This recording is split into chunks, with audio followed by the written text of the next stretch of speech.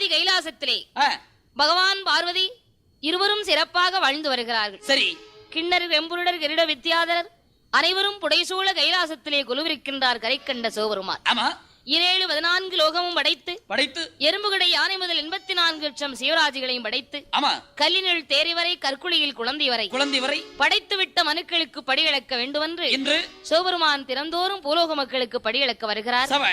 அன்று பகவான் பார்வதி இடத்திலே, பெண்ணே பார்வதி, என்னங்க நான் படைத்த மனுக்களுக்கு படியளக்க போகிறேன், ஆகட்டும் சுவாமி, நான் வருவரைக்கு இந்த கைலாசத்திலே நீ இருப்பாயாக என்று பகவான் பார்வதி இடத்திலே சொல்லிவிட்டு பூலோக மக்களுக்கு எப்படி படியளந்து வருகிறார்? எப்படி படியளந்து விட்டு வருகின்றார்?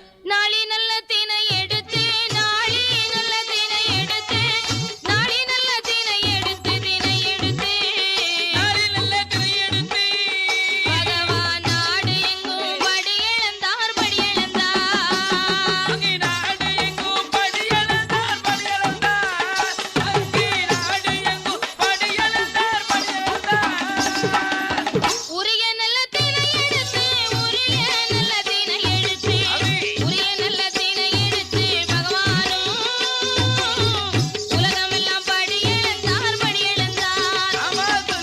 உலகமெல்லாம் படியளந்தார் அங்கே உலகமெல்லாம் படியளந்தார் பரமசிவோ அங்கே உலகமெல்லாம் படியளந்தார் பரமசிவோ.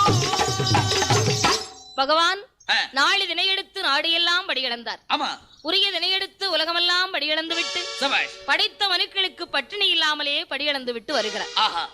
இங்கு பார்வதி பார்த்தாள், என்ன பகவானும் தினம் தினம் பூலோகத்திலே சென்று மக்களுக்கு படியளக்க போகிறேன்னு போறாரு. இவர் படியளந்துட்டு தான் வர்றாரா, இல்ல பட்டியா போட்டு தான் வர்றாரா, படைத்த ஜீவன்களை பட்டினியாகத்தான் வைத்து விட்டு வருகிறாரா என்று தெரியவில்லை. இன்று நாம் பகவானை சோதிக்க வேண்டும் என்ற எண்ணம் கொண்ட பார்வதா தேவி விசுவபெருமாவை அழைத்து, சரி, காஞ்சிபுரம் கம்பு வெட்டி கட்டிச்சிமிழ் உண்டு பண்ணி திருக்காணி பூட்டு விட்டு கொண்டு வாரும் என்று சொன்னாள். விஸ்வபிரமா காஞ்சிபுரம் கம்பு வெட்டி கட்டிச்சி